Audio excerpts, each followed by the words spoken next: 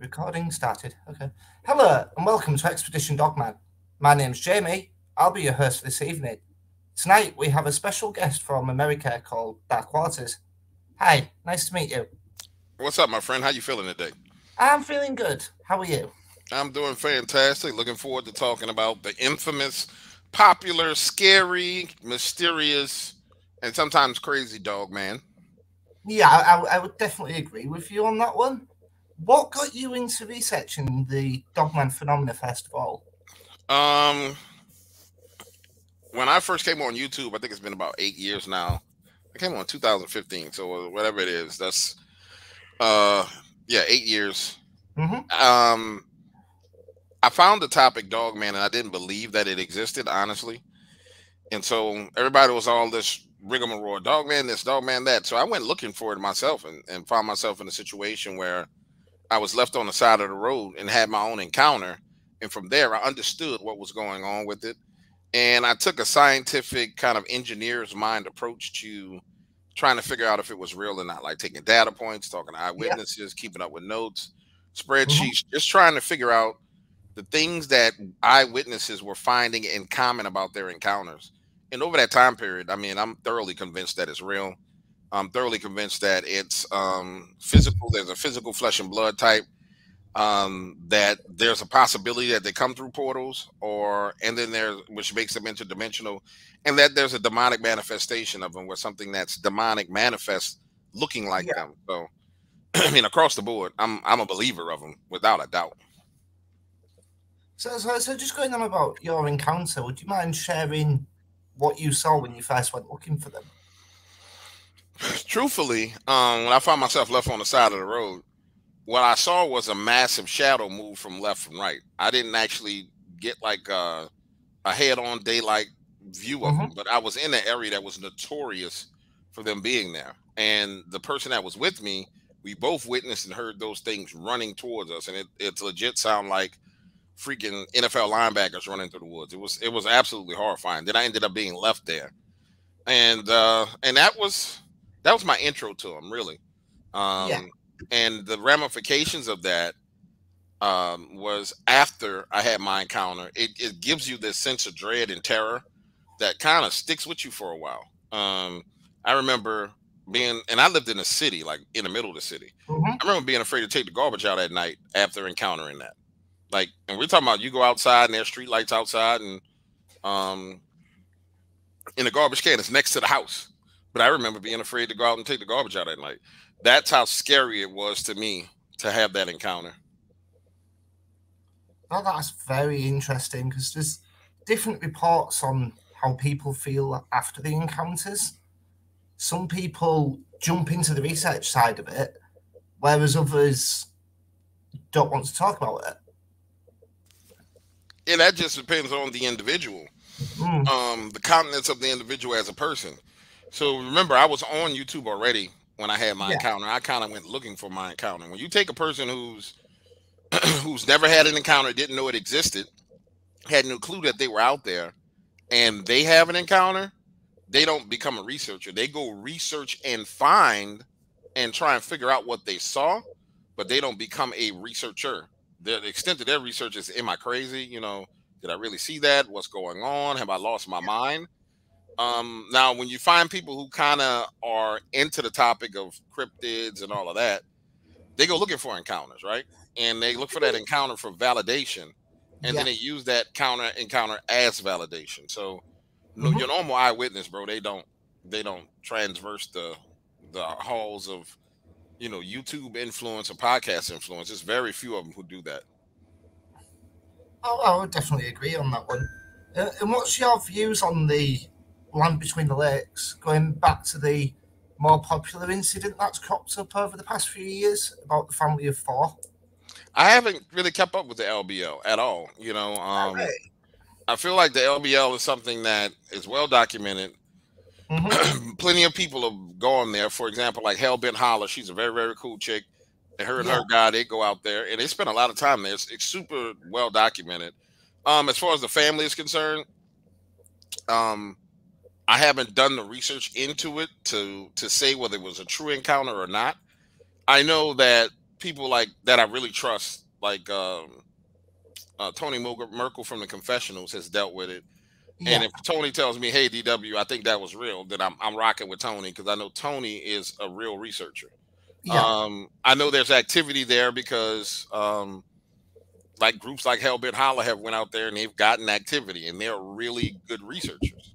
You know, people who take wind pressure, time, date, hmm, temperature, and I think when it comes to like locations and whether there's activity or not, you're just looking for a researcher who frequents that research area, and then they have criteria in which you can see that they are actually taking data, not someone yeah, who just walks out in the field like, "Oh, I went out in the field and I saw something."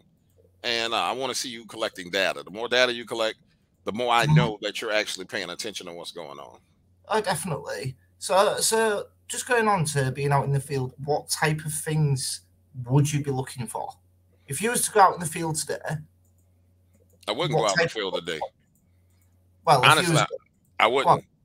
you wouldn't. I wouldn't go out there at all because I know what's out there. So not only is there dogman and Bigfoot out in the field, there's Hmm. the other things that coexist with them, or the other things that are always with them. We're talking about spiritual entities Yeah. that are legit attached to them.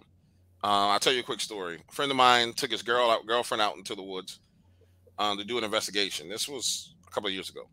Hmm. They leave her in the car. They get out of the car. They go walk around. Um, and they hear her blowing the horn, beating on the windows, like freaking out. As they're walking back, she's freaking out. They're looking around. They don't see anything. But as from her perspective, as she's seeing them, they're walking through this mist, and it's like this mist with faces in it, like legit, like faces, like Yeah. human faces in it. She's freaking out. They looking around. They don't see anything. Don't want to open the car doors. Don't want to roll down the windows. When they finally get her to allow them inside the vehicle, she's hysterical because she saw faces in this mist, but it was only from her perspective. Over the next couple of days, she goes through an encounter where he sees her eyes turn black, like a black eyed kid. Hmm. She gets pulled out of bed. She wakes up with scratches on her and all this other crazy foolishness that, and there was no Bigfoot sighting. They had just got to the research area. So it's one of those situations where I wouldn't, because I know it's way more out there than what people can comprehend or understand. And then when you Yeah. look at communities as a whole, right? Like there's a there's ways that behavior patterns of men change when they pursue these things, where they're actually walking in the woods with them. You'll see where those people, it's a deterioration you see with them. A person who starts off as a researcher, bright-eyed, bushy-tailed, seems like he's normal, everything is Hmm. good. There's a slow deterioration that you witness.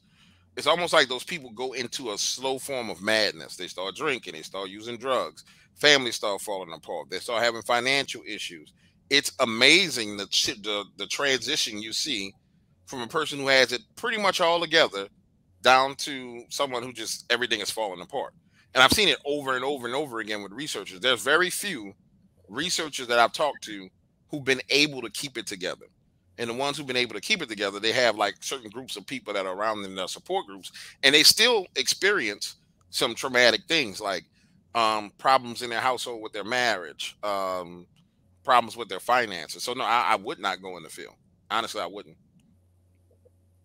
Yeah. So this leads on nicely to dogman behaviours and traits, because obviously there's different theories floating around as to what these creatures generally do. Hmm. So I'd like to get your views, if I can, on what type of behaviours they come out with. Because I was listening to one of your podcasts the other day, and you was going on about how there's the government side of it compared to what the other one is. I was Um, trying to understand the difference between either one how the government side versus what side? versus the. I think you referred to them as the Nephilim. Oh, I get what you're saying. So you're talking about Yeah, a genetically modified version versus the original ones that had been around for a long time. I'm yeah, a I'm a chunk up and then come back down to that. So when you start talking about behavioral patterns, they're all derived from eyewitness encounters, right? yeah. And so those eyewitness encounters, I took it, I classified them based on description, location, Mm-hmm. um, and behavioral patterns. Right. And so then there's clearly, to chunk down so everybody understands, there's clearly a genetically modified version of this thing out there. It's 9, 10 feet tall, Mm-hmm. muscles like a bodybuilder, gigantic head, long snout. Sometimes it looks like a hyena. Sometimes it looks like a black timber wolf. It has like a Bigfoot body. It doesn't like humanoid type legs. It doesn't have hocks like the other dog men have, like a dog that was just standing up. And that thing is massively, it's massive and it's super aggressive. I mean, territorial, super aggressive. Um, and the craziest thing is it's migratory. So it migrates to an area, takes over that territory, completely devastates that area, then moves to the next spot, completely devastates that area. And they, if you look closely and you track the encounters closely, like I have, you can pretty much know where, well, I know where one is based on his migratory pattern right now, and All right. hands down, because it does the same damn thing, and multiple eyewitnesses have reported it. Now, I personally believe that's something that escaped the laboratory. There's been 2 eyewitness encounters as it pertains to him, where they've seen teams trying to trace him down and kill him, and with advanced weapons and all the rest of that. So that's one. The other one is what I would call just the dogmen who've been around here for a long time. Like some of them Mm-hmm. look like foxes, some of them look like regular wolves, some of them look like hyenas, some of them like emaciated dogs. Down here in the swamps, they look like really emaciated dogs during certain seasons, and those tend to be like, hey, if as long as you don't bother me, I'm not gonna bother you. I'm gonna go about my business. Now you get in my general vicinity, I'm gonna terrorize you and run you off. You do anything to hurt or offend me, it's on and it's popping, and I'm chasing you down and I'm gonna harass the hell out of you. Mm-hmm. And so those are the 2 different types, in my opinion. Now there's more than those 2, but just to specifically answer your question, those are the variations and the difference in behavior patterns. And um, it makes sense that government agencies would play around with not only werewolves or dogmen, but there's other things that are out there that I believe that, based on genetic modification programs, people have encountered. Um, like skinny humanoid beings that are like 9 feet tall, but they're super duper skinny, but Mm-hmm. run fast as lightning. Those have been found in the woods of Brazil, Peru, um, all over the place. And so there's stuff that goes on that I believe the human conscious mind has been prepared for years through movies and television and horror shows, that is now manifesting and people seeing, are now being released. Oh, that's And exactly my thinking on it as well, to be honest. but I Because think people have been prepared for it, because so they won't be like, oh crap, what's that? Oh, that looks like something off a movie. exactly, because every report I listen to, everybody I'm speaking to at the minute, they're calling them werewolves, but that's due to the Hollywood connection. Yep. Because even when I was first starting out into the research side of it, you've got something called clinical lycanthropy, Mm-hmm. which is where they believe they're turning into a wolf, but they don't physically transform. My, Okay. my personal viewpoint on it is Hollywood have known about Dogman for many years before releasing An American Werewolf in London, or was it Paris? It was one of the two. Got clinical lycanthropy, mixed it together, and it goes on to what you was just saying, how they're preparing people for what's coming. Yeah, I agree with you 100%. And Especially if you look into the Book of Revelations and the creatures that are going to be unleashed upon mankind, it all starts to add together. no, it's 100% works together, especially if you pay close attention to it. Um, and even in the Bible, it talks about the beast of the earth. Yeah. It talks about the evil beast, Mm-hmm. the contentious beast. And I'll tell you, the funny thing is, most people who listen to podcasts believe that you have to go deep, deep, deep out into the woods to have an encounter, right? Well, in actuality, I mean, these things are right on the edges of cities and towns. Oh, definitely they are. It's not like you got to go deep, super deep in the woods. I mean, you can No. go to your average hiking ground, or national forests where people actually camp, and they're Mhm. there without a doubt. I quite agree, and especially here in the UK, we've got national parks. Granted, not as big as you have over in America, but I do believe there is something there, but we don't get told about it. It's as though it's been covered up. No doubt about it. I mean, I don't know how you even explain that to people. How do you tell people? How do you change the masses of people in the world? How do you change their existing context from, oh, it's safe to go outside at night in the dark, to no, there's something out there that's going to kill you or possibly could kill you? Well, it There's no goes way to back to safely do the that. government trying to make money, doesn't it? Realistically, Say that one more time. it's basically the government are trying to make money off the national park system. So, of course, they're not going to want their revenue streams interrupted by people mass knowing about these cryptids. Yeah, I mean that makes sense. I mean, it definitely makes sense that they don't want to destroy their revenue streams. Mm. Um, but also at the same time, I just don't think there's a way that you can do it without creating mass panic. I mean, think about it. We just had soft UFO disclosure, and the Hmm. way that UFO disclosure was rolled out, it was rolled out at a time period where there was so much chaos in the world that it Yeah, really didn't sink into the subconscious mind of people. But go back to 1995 and roll out video of UFOs flying around and air pilots having shootouts with UFOs, bro, people would have lost their mind. of course they would. Of course they would. But how are these creatures actually getting around? Because obviously, there's been encounters on nearly every single continent on this planet. How Um, how do, how do you think they're actually getting from like America to England, for example, especially I with think, islands that are surrounded by water? I mean, they're probably already there. Um, I mean, it leans people lean towards the portal theory that they can go through portals. Hmm.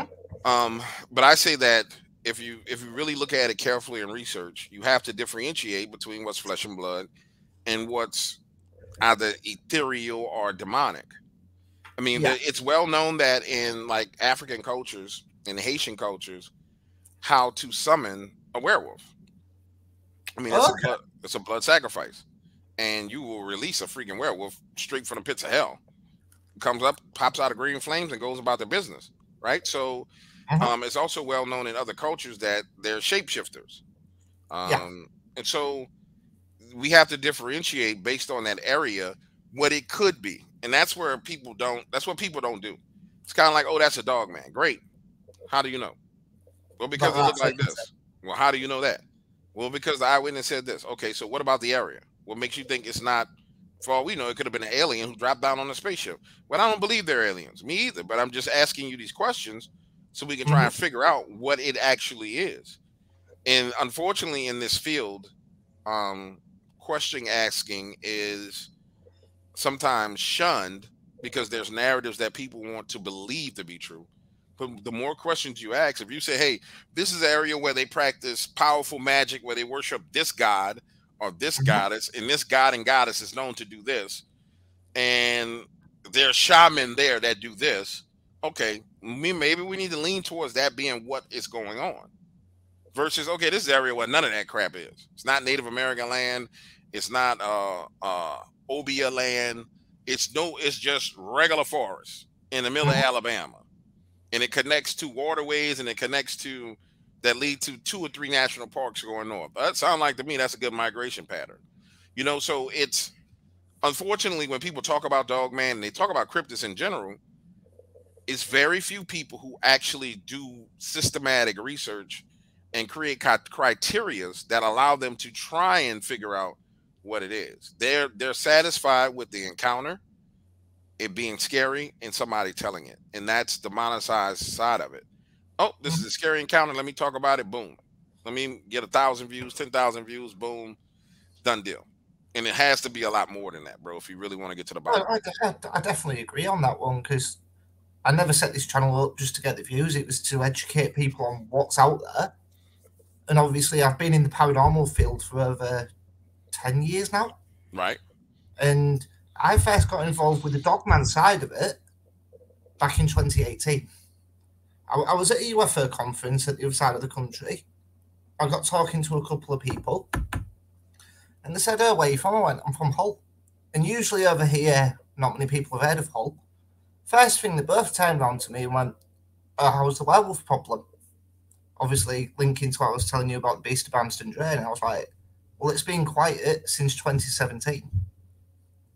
And I had a personal encounter back when I was 19 years old. Very much like yourself, I never saw the physical body of it. I saw the shadow of it walking past the window. And that was scary enough as in itself. It was 1 o'clock in the morning. I was laid on the sofa. I went to switch out the light. For some reason, I looked straight back to the window. Obviously, the curtains were shut. There was a street lamp directly opposite, near enough. And I saw this 7-foot creature walking past the window, head of a wolf, very much like, I don't know if it was one of these genetically modified ones or whether it was something else. I'm not sure. But the claws themselves were curled rather than straight, and it was just happily walking by the window. It never even tried to look in. And I wish I was brave enough back then to go outside, but back in them days, my brain went into flight mode rather than fight. So to this day, I don't know if it was a dogman or what it was that was just happily walking past the window. But what's strange about it is, at the back of the road, you've got in England something called a green belt, which is common land, where you've got like trees, grass, etc. Right. Down the other end, you've got the River Humber. And along the River Humber, you've got something known as the Humber Bridge Country Park, also known as Little Switzerland, with an old quarry inside it. And the more I look back at it, the more I try to piece the jigsaw together of what it was potentially up to. Was it going from A to B? Because there has been reported sightings of a wolf-like creature on its hind legs scaling up the quarry. Wow. And it sounds like that might be home, bro. Is the quarry abandoned? Yes. Oh It's yeah, been that sounds like a great home. for many years. Yeah, And it it's sounds like right near the river. So if it is a flesh and blood creature, it's got a perfect water source. Yeah, that makes perfect sense. Hmm. And you know, that's the thought process that that you have to have. Now, Right. like I tell people, and you can attest to this because you've seen it, Mhm. man. Once you see that, it puts a fear in you, unlike any fear you've ever had, because you're trying to figure out, wait, did I just hear, or did I see, or am I tripping? Am I losing my mind? And it takes a long time for that to process through the Right, it human does. mind, you know? It does. And then linking back to 2018, I got talking to Ian Holloway, one of the speakers, and he's been researching these creatures, and he went, right, best thing I can recommend to you is look at Dogman Encounters Radio. So obviously I started listening to Vic Cundiff's show on the way home, and it clicks me back to what I saw when I was 19. I was like, that makes sense as to what I've seen. And then obviously I started digging into it a lot more. Finally became brave enough to go up to Barmston Drain, because back in 2016 there was, I do honestly think it was a dogman. Got spotted on the banks eating a German Shepherd. Wow. Yeah. The couple was walking past, saw it happen. It stood up with the dog in its mouth, vaulted the drain, and ran up the embankment and disappeared. So obviously, me and my friend, we'd been watching like Expedition Bigfoot, which is what made me launch the channel, really. So to go out and educate people, we went down there. It's actually on my first video, Hunt for the Old Stinker. We heard it growling. As soon as we stepped into wherever it had been sleeping, we got growled at, which was weird in itself. And then last week, I went back up with a cryptozoologist from here called Colin Keatley. He had an encounter more or less exactly where I had it. Granted, yes, we didn't get anything that day, but that's beside the point. And he was even saying about how they migrate. And how can they migrate? This is my question. How can they migrate in such a small country? Well, I'm not familiar with how the country's laid out, but I'll tell you this. You're talking about a creature who's been around for a long time, man. Migration Mm, is nothing to it. It was migrating before. It was migrating while people, excuse me, were settling down, while people were building houses. They know that land better than anyone. Forests change over time, but landmarks don't change over time. Mountains don't change over time. You know what I'm that's true. saying? Streams, Mhm. they slightly change over time. Populations slightly change over time. So imagine being somewhere for 1,000 years and Mhm. moving in the same direction for 1,000 years or more, right? It's Yeah. nothing for you to figure out how to get around people. You've been watching humans for thousands of years, so it shouldn't be no problem at all. And that's the Well, disadvantage that we have when we're dealing with these things. it is, isn't it? Because the spike was 2016, 2017, and not much has been seen after that, apart from like the odd researcher going out there and getting growled at, which then makes me wonder: do they show themselves to us on their terms or on our terms? Yeah, I'm pretty sure they show themselves to us on their terms. Unless you just so happen to sneak up on something that you in a place you're Mhm. not supposed to be. I'm 100% certain they show you themselves on their terms. That's an interesting way to look at it, because as well, would you say they're similar to Bigfoot in the way they behave, in the No, terms of bending the light around them to hide themselves? you know, I wouldn't even say that it's light bending as opposed to the fur and how the hair is. I guess you would say is adapted. Mhm. Um, but if you look at the technology that came out of China, right? I think this was maybe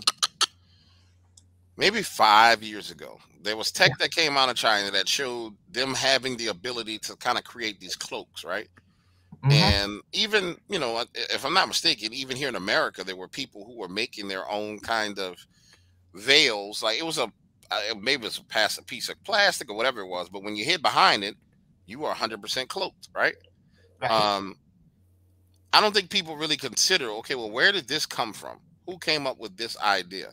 How does idea hit the marketplace? But you see it all over the place, and I just think that um, we when we see stuff inside of our financial marketplaces and our abilities to purchase things in those marketplaces, they come from somewhere. And so we know that there's stealth technology planes. Mhm. There was, if I'm not mistaken, they rolled out a military jet that it reflects the sky above it. I'm Yeah. pretty sure, and so it gives you the reflection of what's above. So it makes it seem like nothing's there. So I would say, where are they getting this technology from, and how did it come to the table? And maybe, just maybe, that is where a lot of this stuff is came from their experiments on not only these cryptids, but also alien aircraft and things of that nature. So, um, suffice to say, I believe there's more than enough evidence and more than enough to show us that, man, this stuff has been around a long time. Oh, It's I been would around for a long definitely time. agree with that one. And as well, what's your views on people getting followed by the government regards to these creatures? Oh, I know that definitely happens. There's no Yeah. doubt about that. People get followed, people get contact. It really depends on kind of where you stand with it. Um, when I first started, I was reached out to by some people, and the question was posed to me, and it was really simple. And I told them I appreciated it. It was like, are you a hero? And I was like, what the hell does that mean? Are you out here like these guys who want to be a hero and want to prove things and this and this? This is what I was like, man, I don't even know if this is real. What are you talking about? You know what I'm saying? Like you tripped out right now. And then over time, as I held more and more conversations, um, I learned that it was more about, from their angle, it's more about controlling disclosure than it is from controlling truth. They know they can't hold truth back, but they can hold how that truth is rolled out, and if it's rolled Mhm. out in an organized manner, um, and that's their major concern. How do we roll this out in a manner in which um, it just doesn't get completely and totally out of hand, and we lose control of narratives and we lose control of everything that's going on, and that's their issue, bro. Most people are like, oh, those people, they want to destroy the world. Nah, not really. They just want to control the narrative. No different than when you deal with somebody who's in politics that wants to control the narrative. But that's Um, it. I've heard reports. People I know in the field as well have had this happen to them where they're out investigating and then they're getting followed by unmarked cars. They're getting white powder posted through the doors in envelopes, hmm all because they're getting too close to the truth. But in the paranormal field, as well as I believe it'll be in the cryptid field, there's going to be another massive disclosure in 2026. Well, it may be. I mean, this last disclosure really didn't really hit on much because No, it came out during the financial crisis. it did. So, Came out during um, COVID. yeah, it didn't really hit on much at all. No, So, um, I think that you would need a hell of a lot more going on than just what we just saw. You know what I'm saying? Like it has, the disclosure has to happen in order for people's minds to see it. The disclosure has to happen in a time period where people are not distracted. And I'm pretty sure in 2026, based on what we're looking at right now, bro, they'll be distracted then. So, yeah, um, I don't know how that's going to play out. Honestly, I don't. I honestly don't.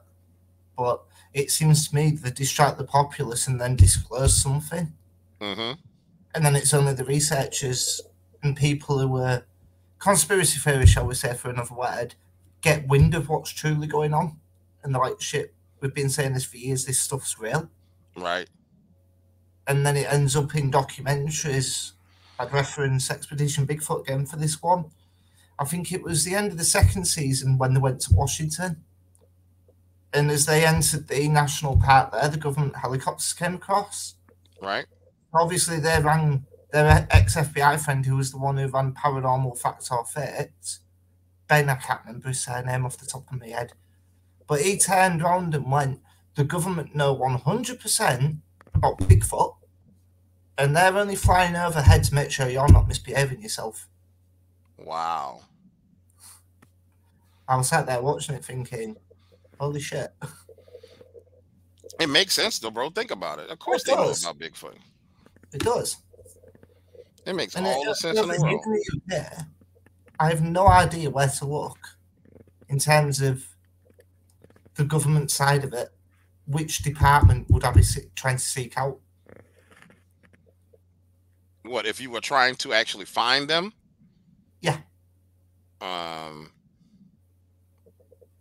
because obviously in uh, America it's all to do with the CIA. That's what keeps coming across in reports. There's heavy links to the Central Intelligence Authority. I don't necessarily know if it's all CIA, but I get the point you're making. And you're right. I mean, who would you talk to as it pertains to that? Mm-hmm. Mm,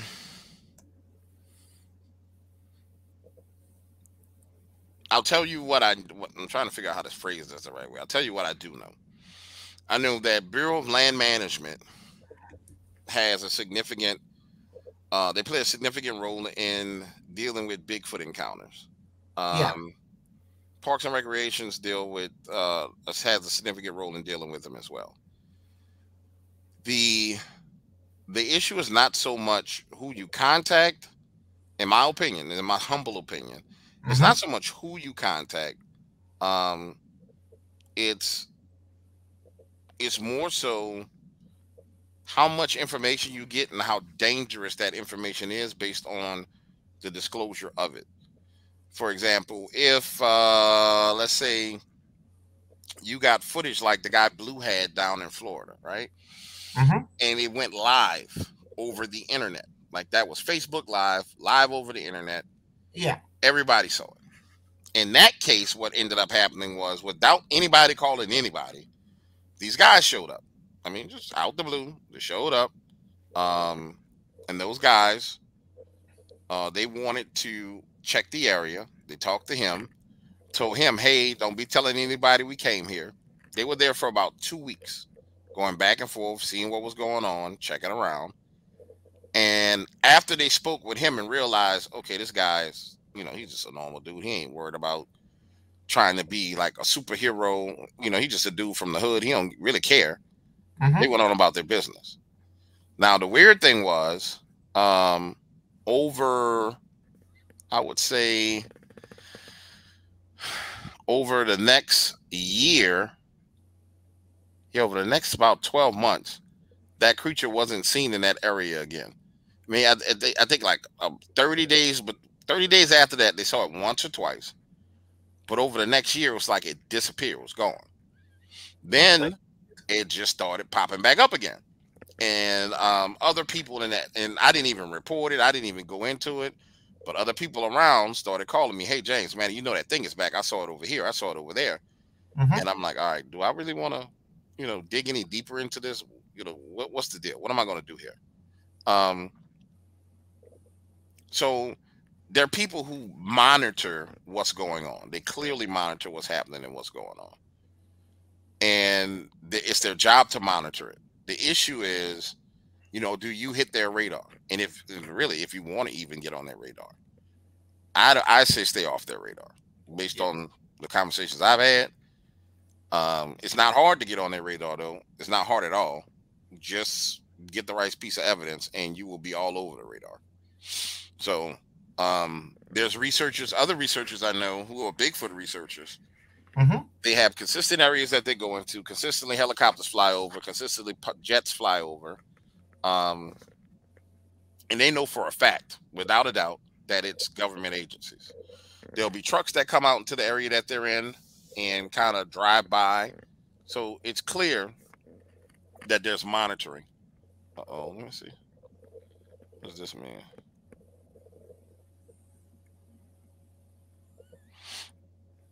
Who is Jay Thomas? I knew this guy was gonna call me. So it's clear that um there's monitoring going on, bro. Mm-hmm.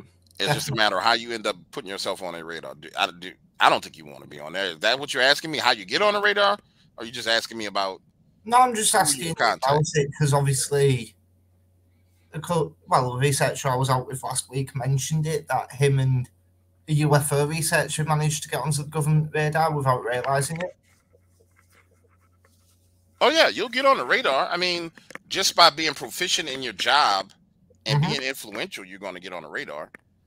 Um, hit a coast to coast, you're on the radar. Hit any big platform, you are on the radar.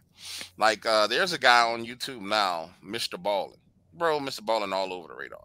There's another guy, How to Hunt. Oh, there's no doubt How to Hunt is on the radar. He's got too much influence. And really what it is it's that influence to change people's minds and opinions that's monitored. So you gain that influence by either being one hell of a researcher and getting one phenomenal piece of evidence and Mm-hmm. then taking it public, like a Patterson Gimlin film, right? Think about what's come out of that with Bigfoot, with Patty walking by, right? Yeah. Or by being so proficient with your mouth that you're going to draw all of this attention. That's definitely an interesting way to look at it. Or is it a case now they're actually starting to disclose it through internet means? I like we was just saying about the amount of influencers and researchers that are on YouTube. Is this a way of controlling it to the general public? Because Um, with Google, what you that's mean, very like? much linked to the government, and YouTube is owned by Google.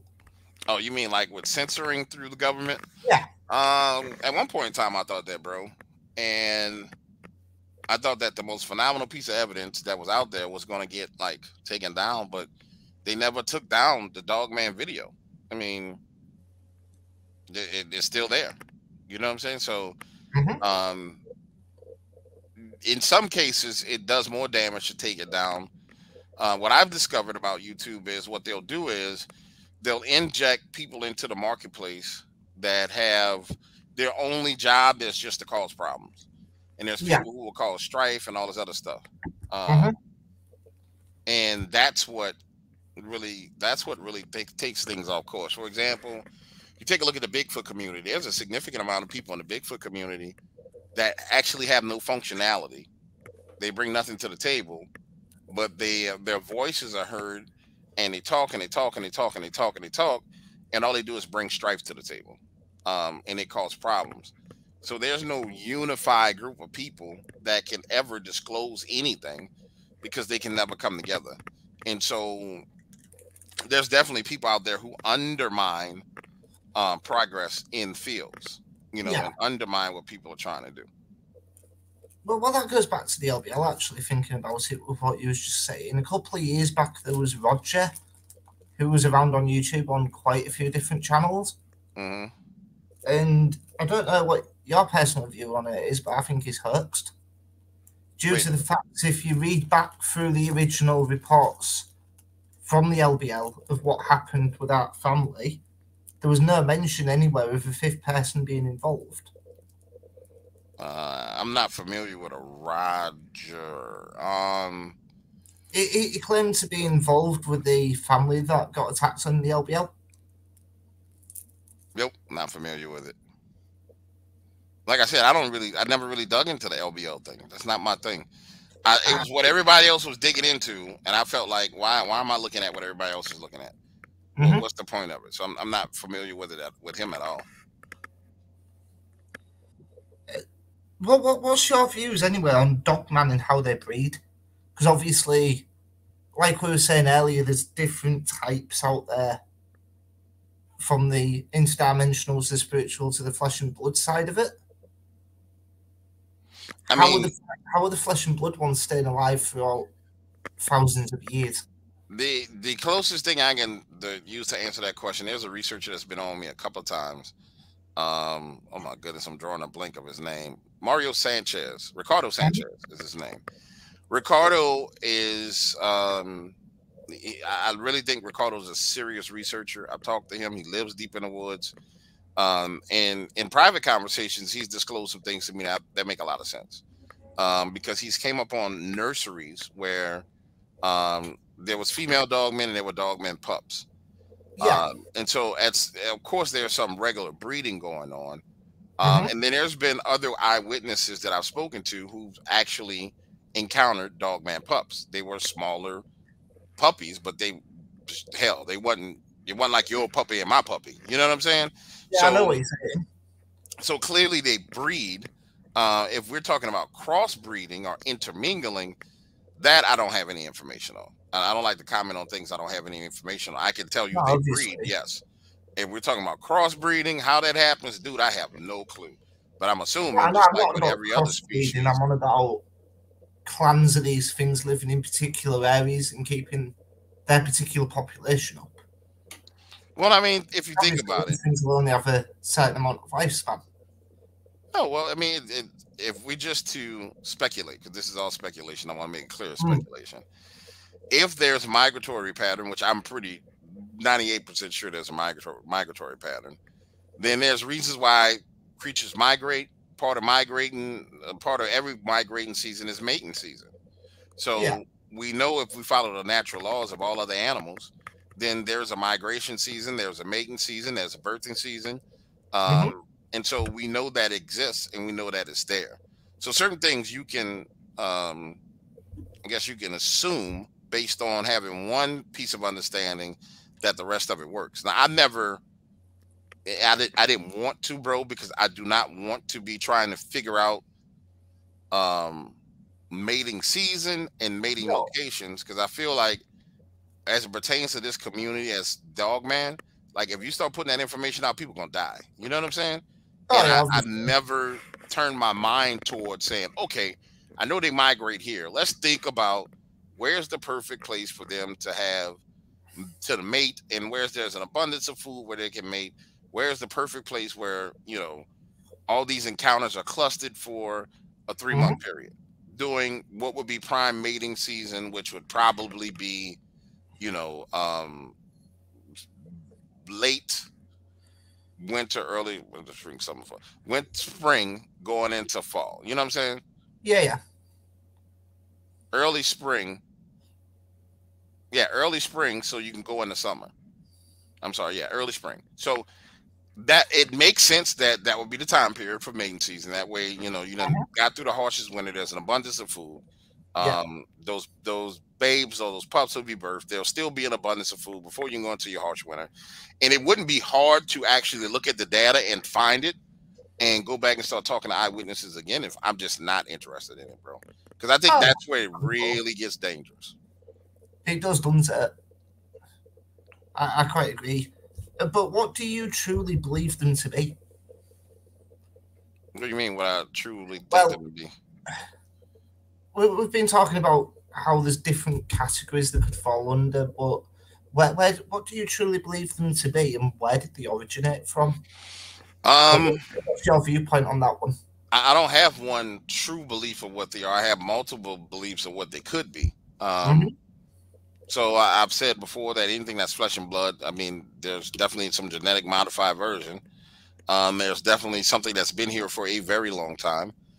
Yeah. And there's interdimensional beings or demonic manifestations. So Hmm. when we say what I truly believe them to be, those are the things that I believe they could be or possibly are. When you start talking about origins, everything for me harkens back to the Bible. So it's real simple. We Right. know that everything was corrupted um, by fallen angels. Some people try to call those fallen angels Nephilim. Some people call them Hmm. Raphaelim. Some people call them aliens. But we know what basically means at some point in human history, genetic coding was jacked up, right?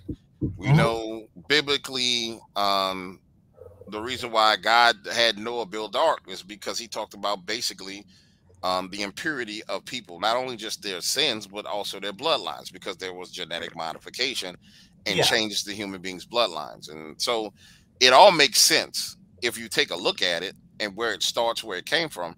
Um, we know after Noah, there was clearly some kind of tinkering with genetic bloodlines because there were freaking giants running around like King Og, 13, 14 foot tall dude running around, Hmm. wilding out with a bed that was 13 feet long, right? 14 feet long. Exactly. So the evidence is there that there's been modification to the human genome and to animal genome over time.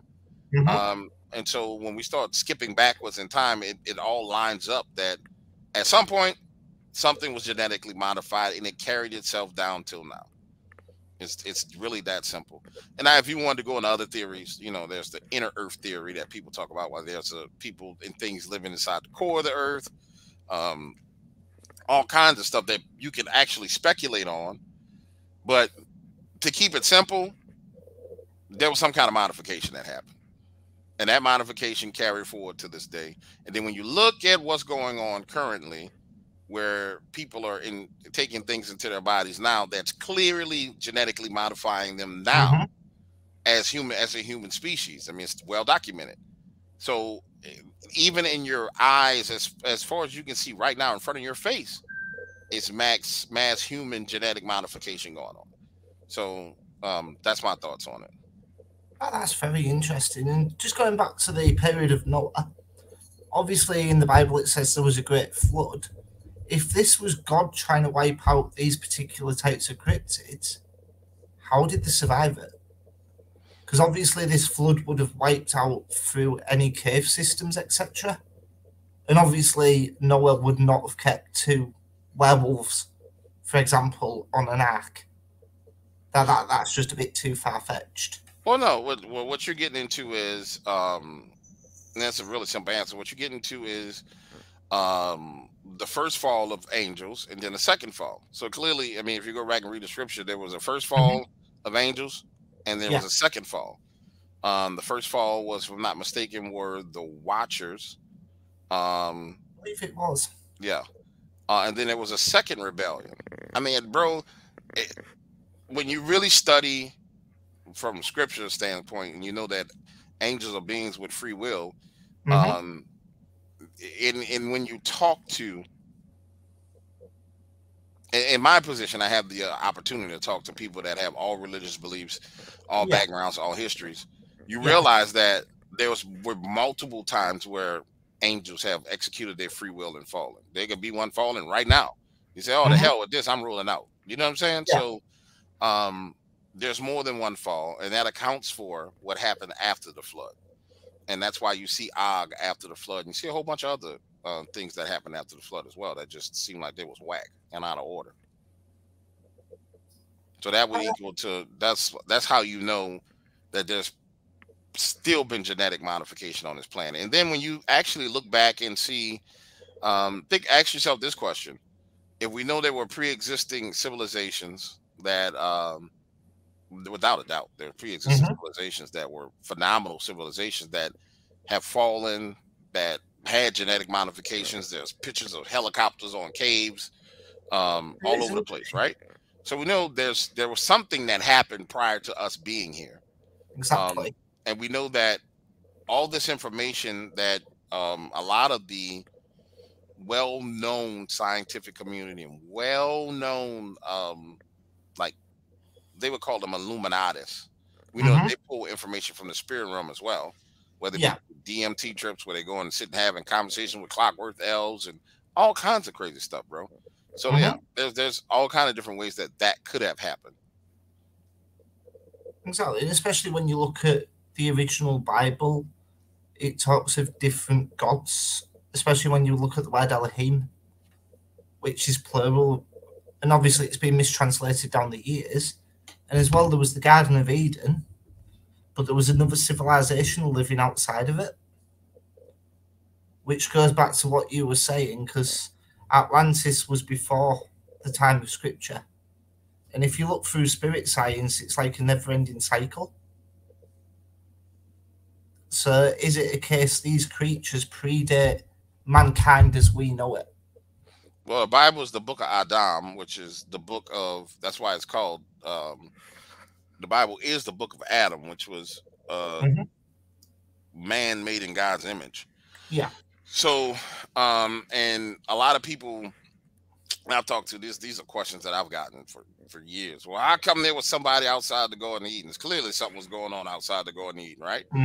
And makes common sense. It makes perfect sense that there was something going on outside of that. As it pertains to the Watchers, as it pertains to, the fallen ones, as it pertains to their role that they played.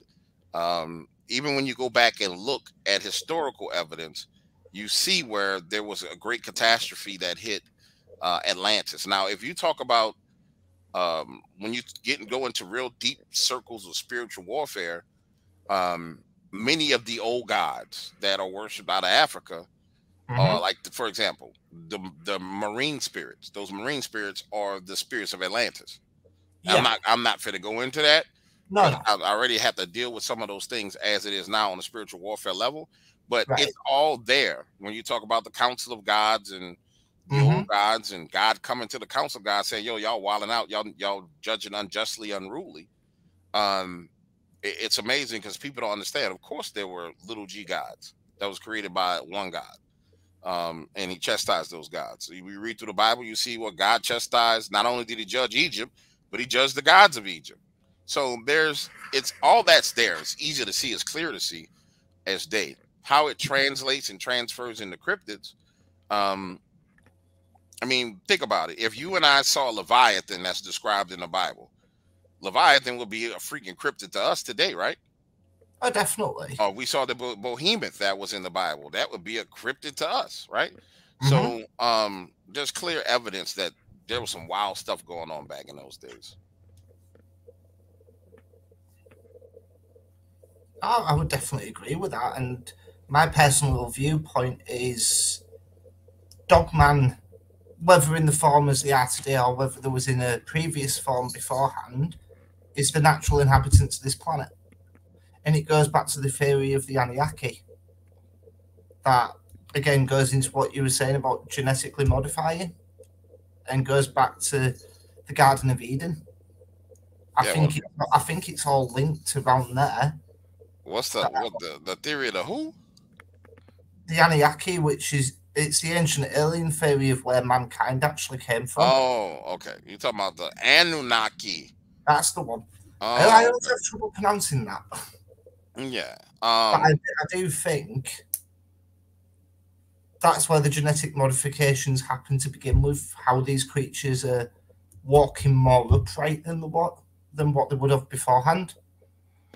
Yeah, well, there's plenty of people who believe that, fallen aliens came down here and created Mhm. man, and And you'll hear theories of, that the reason why people in the Bible live so long is because they existed inside of a bubble, and there was this Anunnaki god that controlled the bubble, and so they didn't age, and blah Hmm. blah blah. But when you go back and look at the planet itself, you see what the planet, the carbon dioxide rate of the planet decreased over time, and the higher the carbon dioxide rate, the larger trees grew, the larger animals grew.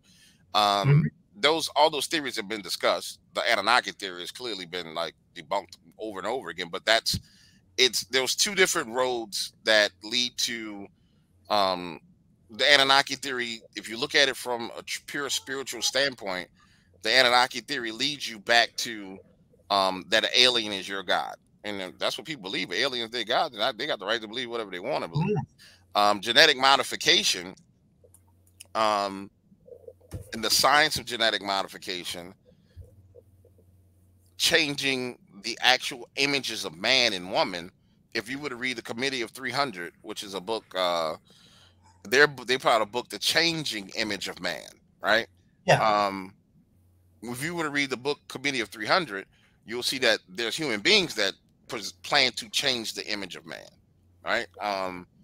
In that it's shown clearly they had a plan over the past 100, 200 years to change the way women and men look, the way women and men behave. Hmm. So, um, we're talking about people in communication with off-world entities that Yeah. are influencing human civilization, or with fallen entities that are influencing human civilization.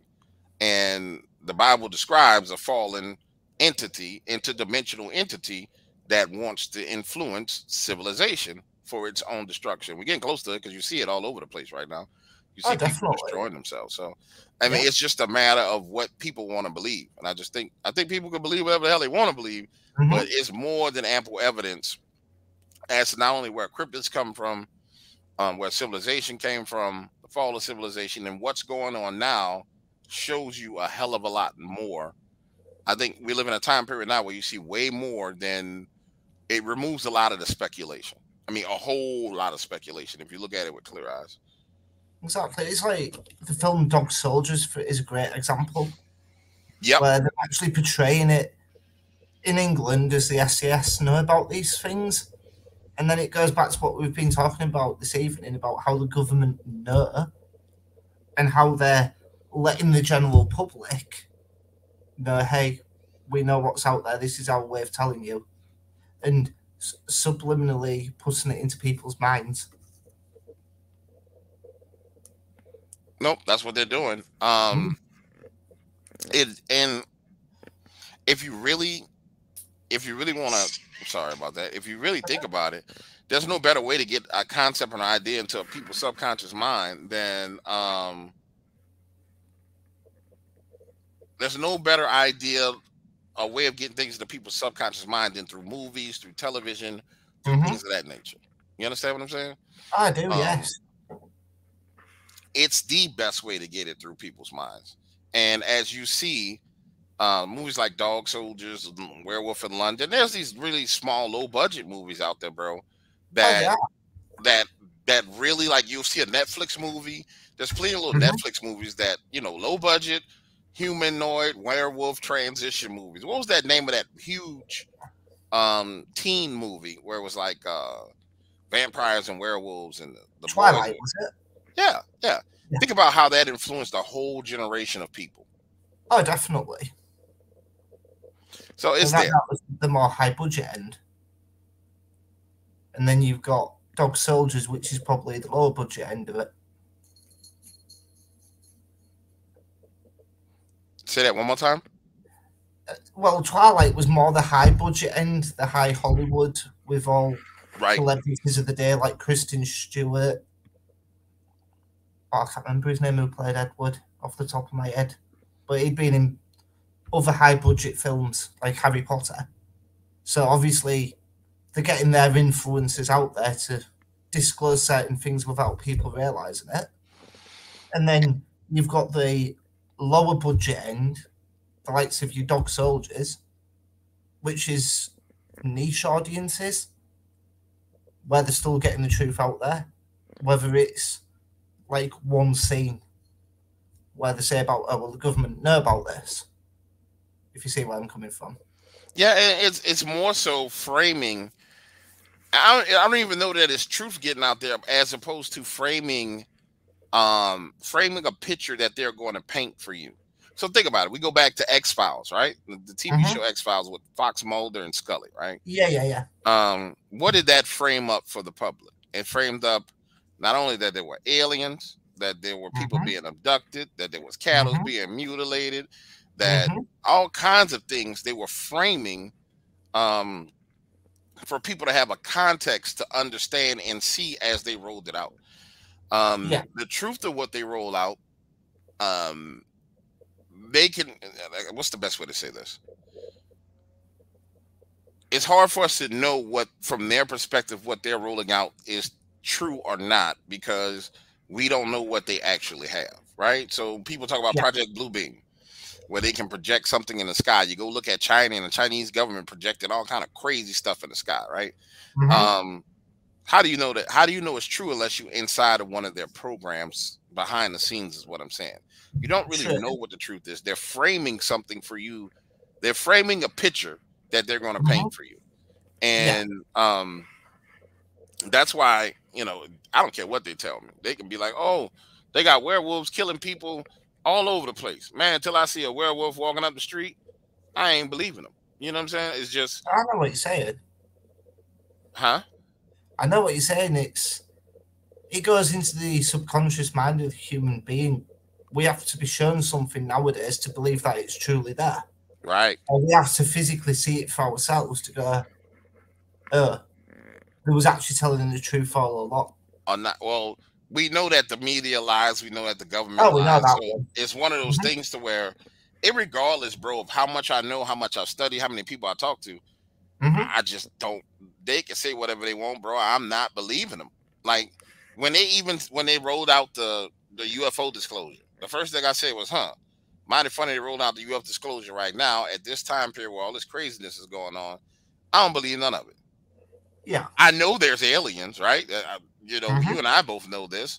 We both know Yep. that there was Roswell. We know these things to be true. I just don't believe it's true when they tell me what they're saying is true. Um, because I'll have no reference in my mind for believing them. I'll believe, freaking Lisa Moten Howe, what she has to say, before I believe what anything comes out of the government or the news. Is what the point Yeah. I'm making. If that makes sense. It makes perfect sense, to be quite honest. Now And let's talk from the perspective of a person, and you and I are guys that are into this, right? But now let's look from a yeah. perspective of, Joe Smo, who's not into this, because they're not Mm-hmm. targeting us; they're targeting them. For Joe Yeah. Smo, yeah, Joe Smo will believe him. Joe Smo is like, "Holy crap, you saw that alien spaceship, man!" But that's where people like us come in and say, "Look, Joe, bro, this stuff been known. Don't listen to nothing them people say. If they telling you about it, they got an agenda. Period. They trying to do something." They're trying to cover up something, they're trying to hide something, they're trying to get you to do something, bro. Chill. Relax your nerves, don't do nothing. So, and that's kind of a role that we play in this field as well. As I won't use the word whistleblower, because I think that word is dangerous to Mm-hmm. your health. I really believe it is. Um, but I'll use the terminology. We are kind of beacons of light that let people know what's going on. We go out ahead of a lot of people, and we have information that most people just don't get their hands on, and a lot of knowledge that most people don't have. Mm. And to a certain extent, it's kind of our job to share that knowledge with people, get them to understand, teach them things, and make sure they're kind of on the right path, if that makes sense. Definitely. Definitely. I would agree with that. Because sooner or later, the truth is going to come out to the general public. And it's like you were saying earlier, it's how it's handled without causing mass panic. Yep. I think personally that's what it all boils down to. Yeah, that's what it all boils down to. How do you Mm. handle it without causing like stupid mass panic?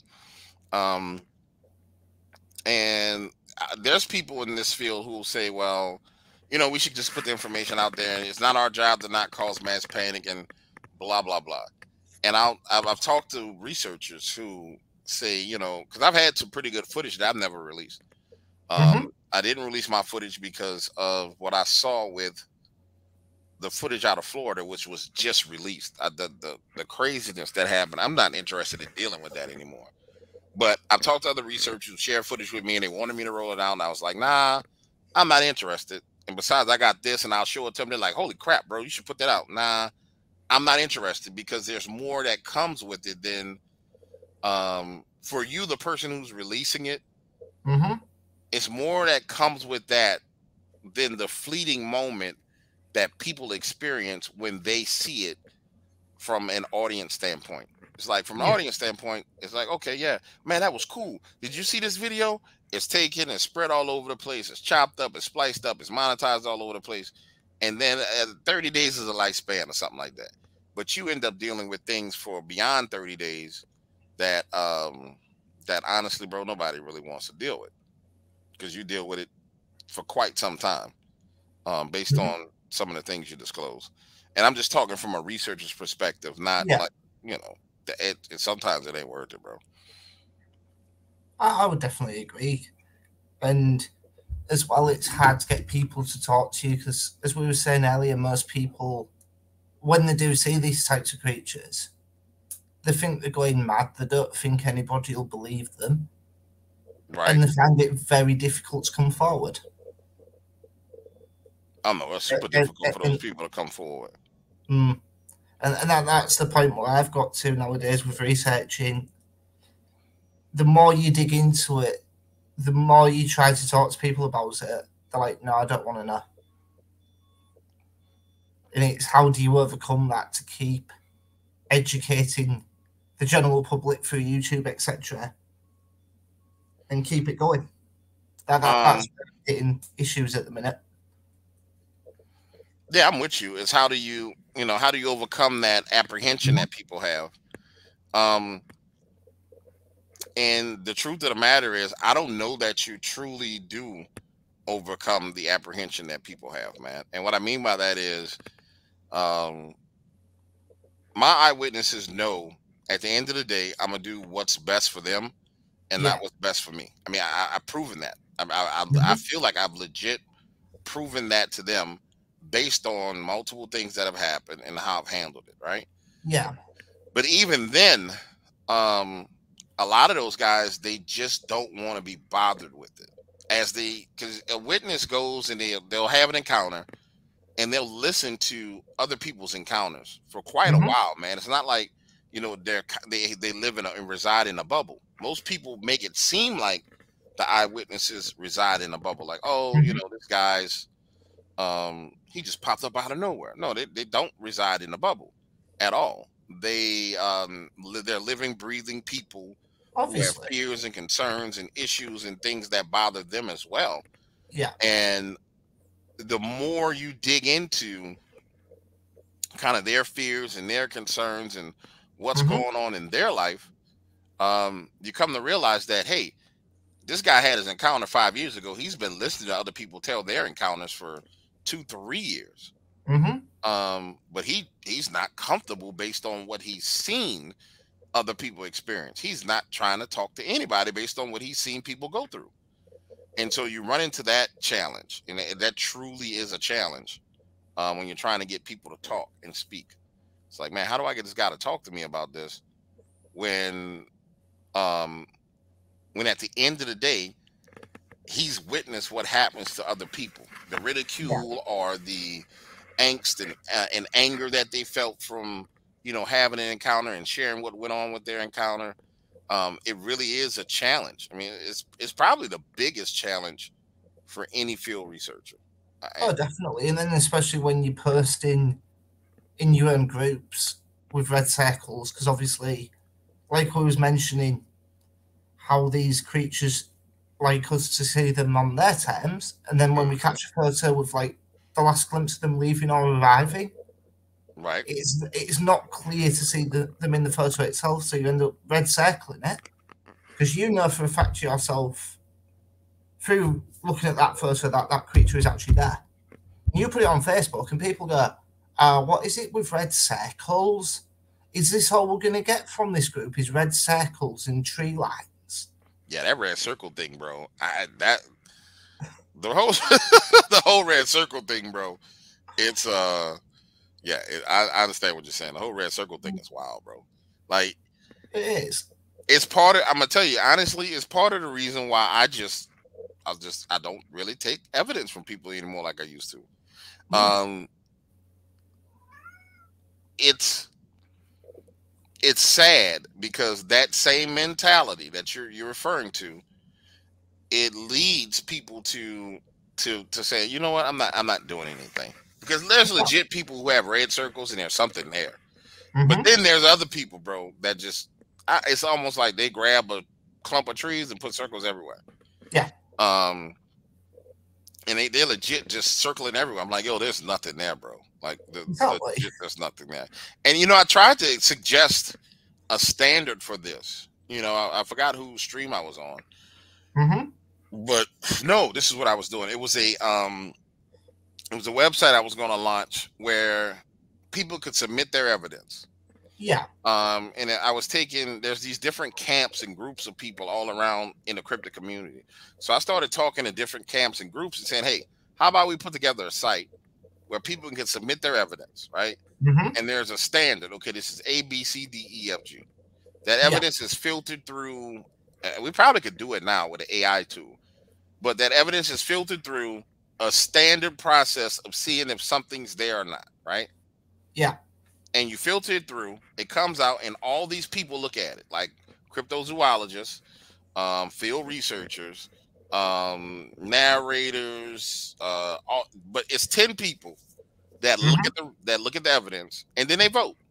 You know what I'm saying? 60% say this is real, 40% say it's fake, and then, bro, it's like just submit your evidence through, and it's public. It's not like nobody's holding your evidence. It's just a public website where you submit it, and it comes back out. And boom, and okay, there's nothing there, and then you get a comment from somebody. Well, I see this.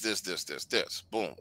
The issue with evidence, like, is there's no standard for determining what's good and what's not good. It's all subjective, right? Kerry Arnold, rest his soul, he had a photo of what was called, he called him David Banner. He called him like the Incredible Hulk, bro. One of the most beautiful Bigfoot photos I ever seen. I did an interview with a cryptozoologist, and I said, hey, I want you to take a look at this photo. He said, man, there's nothing there. I don't see anything there. And I was like, Now, if I was to show you this photo, you'd be like, oh, I clearly see that big old face right there. I mean, it's green. It looks like a humanoid with a big old green nose and eyes. But the cryptozoologist said he didn't see anything. And so I started digging into it. And I said, okay, now why would this man try and convince me that there's nothing there when I know there's something there? And why would he try and convince me that there's nothing there when he knows I know that there's something there? And it dawned on me that if you took that same man and made him anonymous to where nobody knew it was him, he would tell you the truth. There's just this fear that certain people are going to be ridiculed, even at the highest levels. They're afraid of being ridiculed by their peers. And so it's the ridicule that that really does the damage. And so once we find a way to standardize reviewing evidence and remove ridicule out of the equation, bro, you have some of the most phenomenal pieces of evidence on the planet. But you have to remove all those variables that lead to the BS. Indeed.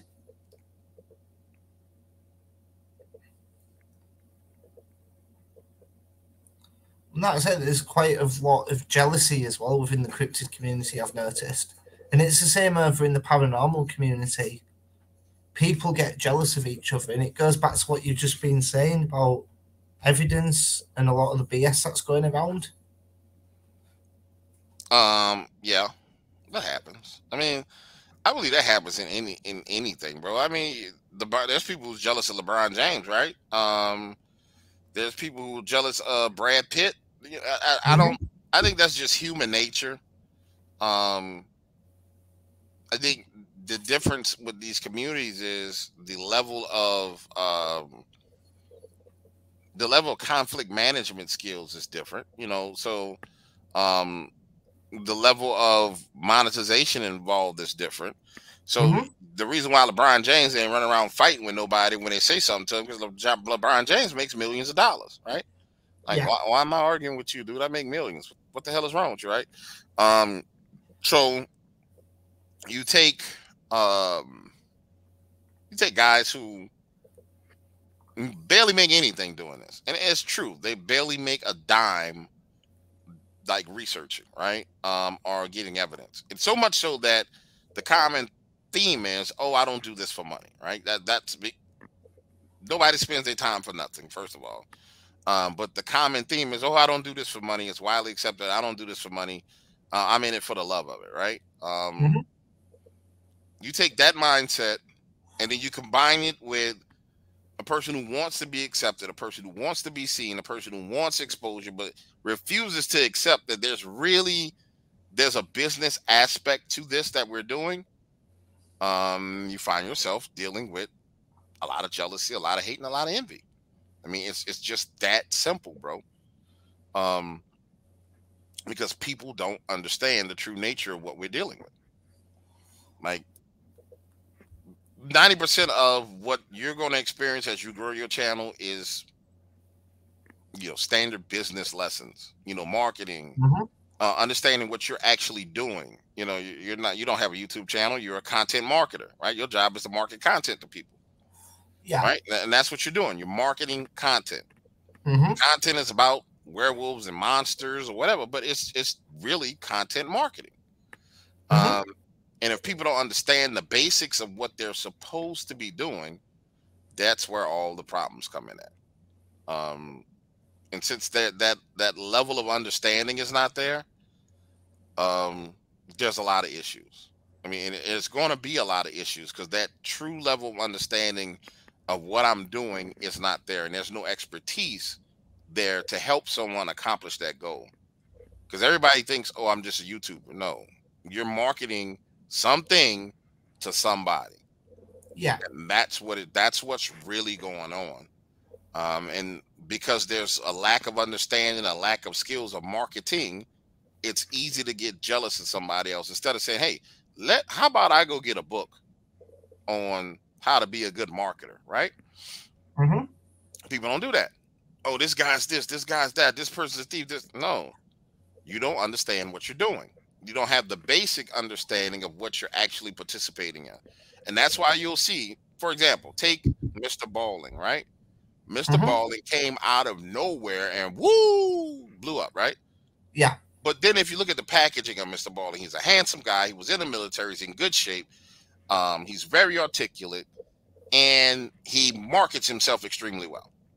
Mm-hmm. Period. That's all it is to it. But somebody will sit there and say, I get questions like, "Well, DW, what do you think about Mr. Balling?" I mean, I like the guy. You know what I'm saying? Yeah. I don't have no problem with him. Well, I think he's awesome. But I understand what he is. I understand what he's doing. Um, and bro, truthfully, Darren, that's where the problem lies. People think it's people being competitive, and it's jealousy. Yes, but the reason why it manifests itself is because the lack of understanding of what people are actually doing. They think they're YouTubers. No, you're a content marketer. You're marketing content to a targeted audience that deals with a specific topic. If you Mm-hmm. understand that, bro, you can be successful at anything. You can stop doing dogman and Bigfoot, and you can go do Charmin tissue. You know what I'm saying? Yeah. And I you'll know what be a you're saying. million subscribers with Charmin tissue because now you know who your target audience is. And Mm-hmm. so, yes, on a lower level, people are jealous. That's why they're truly jealous. That's the reason why they're jealous. And when they understand that, when they finally get to the point where they understand it, I mean, all that goes away. The issue is how do you get people to truly understand that? And those who get it, bro, are the ones who are highly successful. Definitely.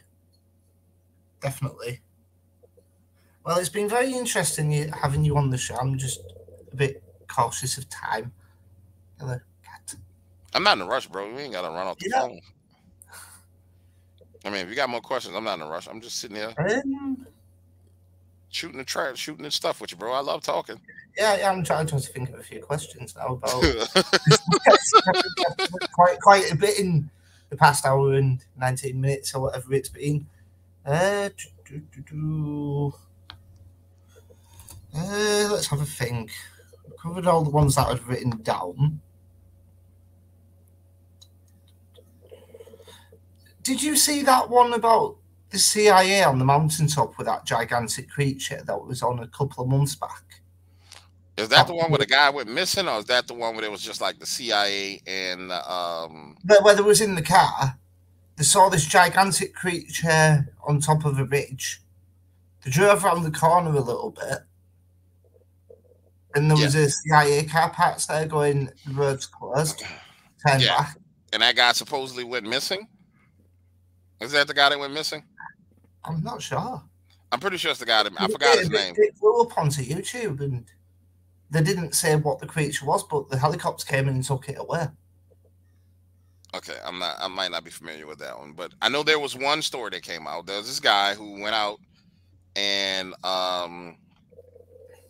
he captured something on a mountain, or he captured something. Mm-hmm. And he kept going back to the location, and it ended up being like, freaking like federal agents or FBI or somebody there. Yeah. And instead of like, okay, I got the video footage, I got it once, it is what it is. Instead of just like letting it go, he was like, I'm going back out there again, and I'm gonna go there again, and I'm gonna do that. I'm like, dude, you're gonna come up missing. Like, bro, you're gonna come up missing, bro. You are gonna come up missing, my bro. You really need to chill out. And he kept on messing around. And sure enough, that guy came up missing. And I remember when that happened, I remember saying to myself, now, you see, this is where people don't understand, there's a time when you just let stuff go. Yeah. You know what I'm saying?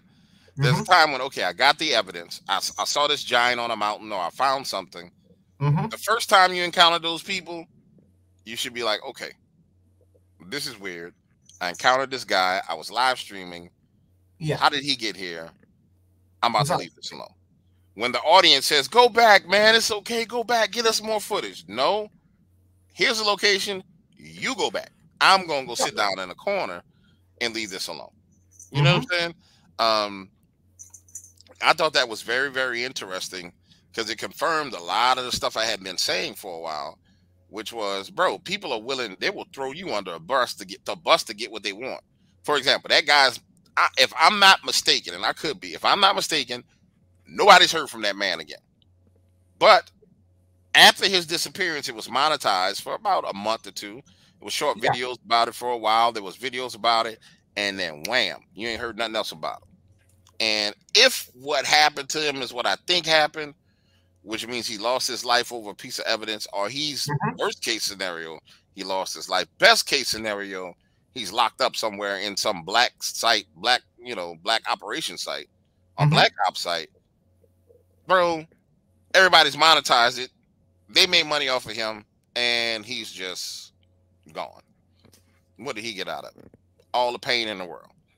All the pain a man can handle. Nah. And that's why I'm very, very careful about evidence, because you see it. I'll give you another example. Carrie Arnold, Bigfoot Odyssey. Carrie Arnold, the man of Bigfoot on YouTube. Carrie Arnold has a car accident, tragic car accident, he dies. Yeah. We go through this mourning phase where there's about 3 days where people are like, oh, Carrie died, this. And then we go through this chaos phase where all this fighting where Carrie's name is used as like a whip. This person said this about Carrie, so they're bad. This person said that about Carrie. I mean, it goes through this chaotic phase where his name is being used as a hammer. I mean, and it's on YouTube, off YouTube, it's on Twitter, it's all over the place. I'm not pointing my finger at one individual, but it's just all over the place, right? And then it dies out. And his birthday passes a couple of days ago, and nobody says anything about the man's birthday.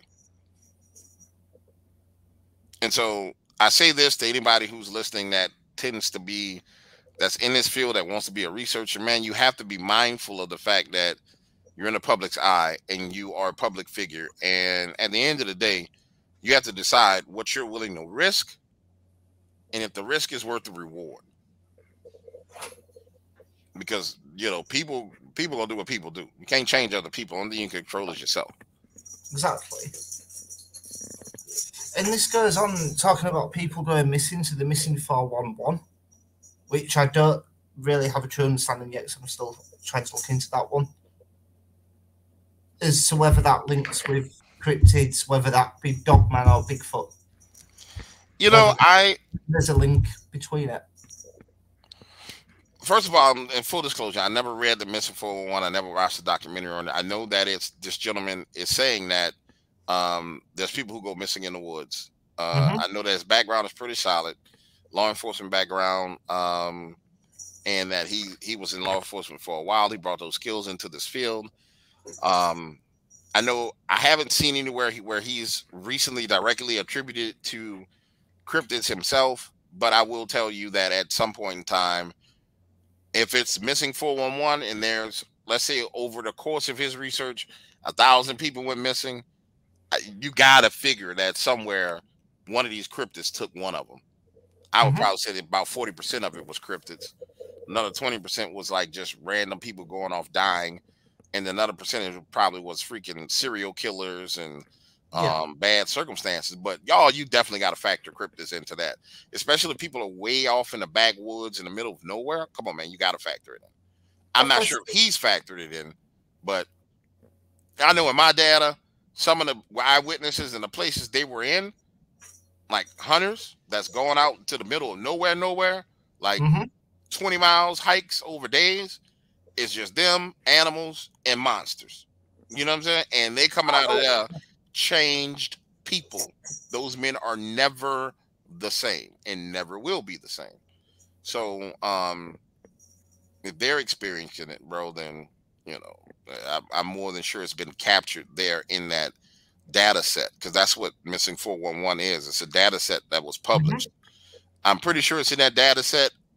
I don't know if he's made the connections or not. I don't know if he decided he didn't want to make the connections or not. It might have been wise for him not to make the connections. I don't know. But I'm pretty sure if he has a data set like I think it is, it's captured in there somewhere. Definitely. And I think it's quite interesting what you're saying about serial killers. For those of us that go out there into the woods or into the local areas to look for these creatures, it is quite risky in itself, because you never know what you're going to find. Whether that be a monster, wildlife, or serial killers, to be honest. Oh, 100%, bro. There's more dangerous things in the woods than Bigfoot, Dogman, and humans. You go into the Appalachian Mountains. I have a book that I'm working on, and I'm trying to get it finalized. It's Dogman Encounters from the Appalachian Mountains. I have 4 more stories that I'm vetting for this book, right? And one of the stories that came was about a hiker that went up in the Appalachian Mountains, and he started seeing what looked like humans running on all fours. All right. And he's like, he told me about it, I was like, bro, first of all, you're not supposed to be hiking. That's not really what people do. They don't hike because, you got moonshiners, bootleggers, bro. There's all kind of stuff back off in those woods. He's like, well, I just wanted to hike. And he said he started seeing what looked like humanoids running on all fours, or humans running on all fours, until he saw one of them run up a tree. And I said, what do you mean run up a tree? He said, man, it ran up a tree like a monkey would run up a tree, but it looked like a human. And he was like, after that, man, I took off running. He said, I didn't stop running. He said, until I was out of breath. He said, I took enough time to get my breath. And he said, I ran again. And he said, I kept on doing that and just running and running and running and running and running and running. I was like, well, how long did you run? He's like, man, I ran for 4 hours. I'm like, Jesus Christ. But there's things out there, bro, that are not captured in the genres of Dogman, Bigfoot, and cryptids. Yeah. And they're spoken about. Like somebody would say that was a rake. I know that wasn't a rake because I have the exact description. That was some kind of freaky person or have person have something that ran up a tree like a monkey. But it's not captured in, I guess you could say, the popular genres Mm-hmm. of what people pay attention to. But what people pay attention to, Jamie, is what will drive them into that.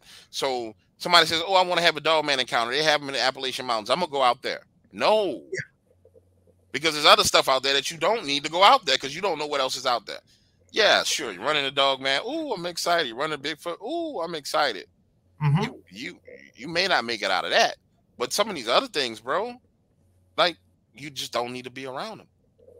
Well, that's it. And as well, what I have noticed where dogman in particular are concerned, they have a habit of turning up in paranormal hotspots. Well, what I mean by that is like you've got the ley lines that go around the earth, Yep. and generally you're going to find these creatures on these particular passageways. It's like close to where I live, you've got Barmston Drain, which is a known ley line activity hotspot.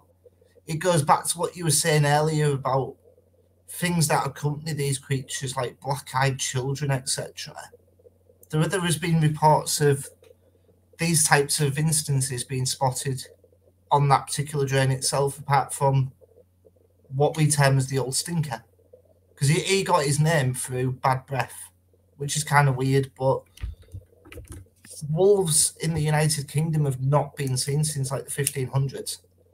So when you get reports of wolf-like creatures being spotted, you think, hang about a minute, what exactly are people seeing? Because over here we don't have wolves, we don't have bears roaming about in the wild. Mm-hmm. So automatically you're starting to narrow down what people are saying. Whereas I know over in America you've got bears, coyotes, etc. living out in the wild.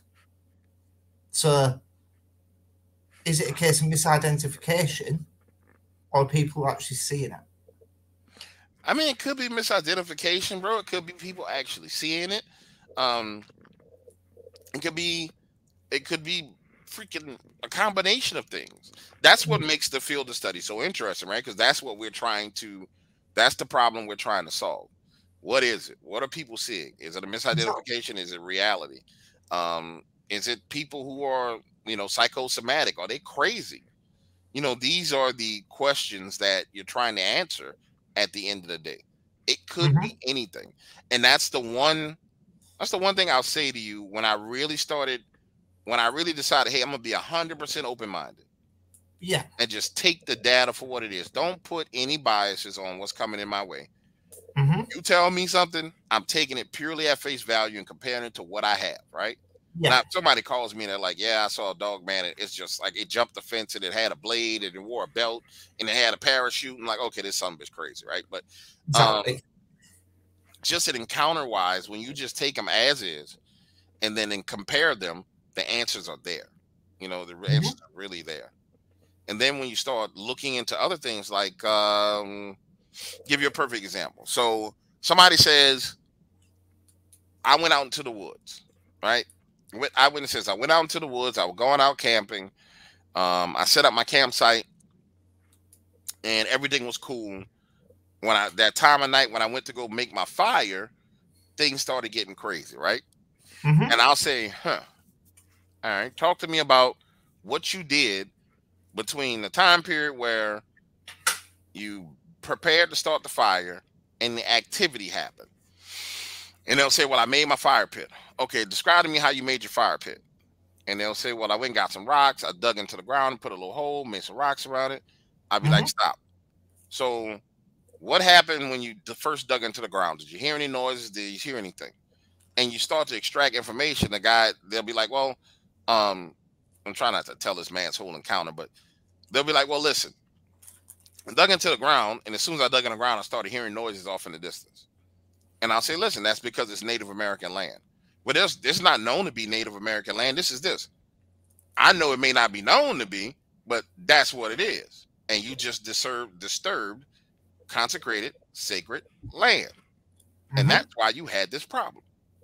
You didn't know it because you just want to go look for Bigfoot and Dogman. But that's what you did.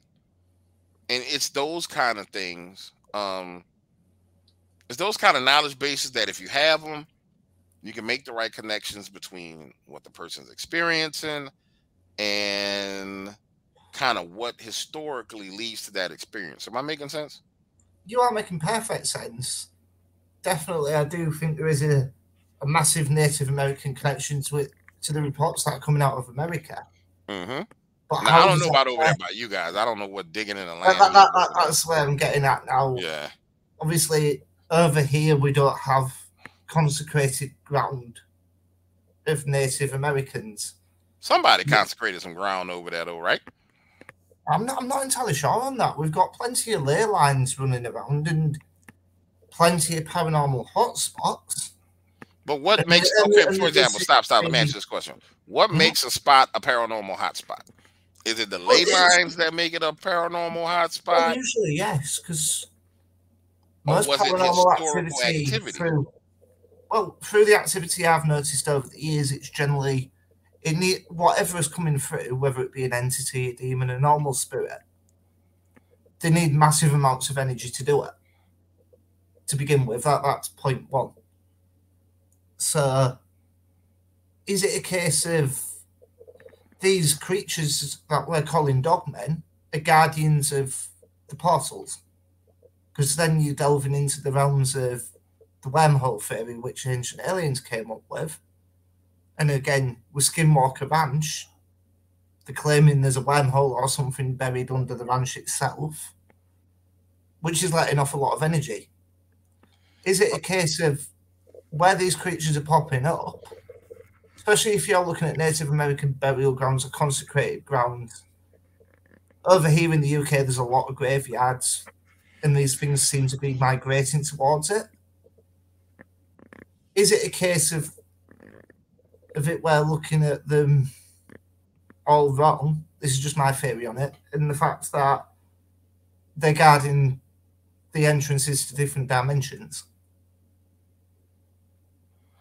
Um, that was a mouthful. So let's start here. No. All right, let's go to Skinwalker Ranch, right? If you watched anything Yeah, about Skinwalker Ranch, remember at Skinwalker Ranch, they were all scared to dig into the ground. The reason why they were scared to dig exactly. into the ground because the ground was consecrated, right? Mm-hmm. So guy dig into the ground, something tries to kill him. New guy goes out there, he's like, I'm gonna dig in the ground and gets whacked. That clearly answers why you can't dig into the ground, because it's Yeah. consecrated ground, period. All right, let's Mm-hmm. jump back to ley lines and let's jump to energy and spirits. So Mm-hmm. the basics of understanding spirits is the authorized system for any spirit to function on this planet is in a human body, right? We Yes. all are made of mind. We all are tripart beings, Yeah. man, physical, spirit, and soul, Mm-hmm. right? So Mm-hmm. to legally operate on this planet, a spirit has to possess a body. That's why Yeah. spirits. That's why people get possessed.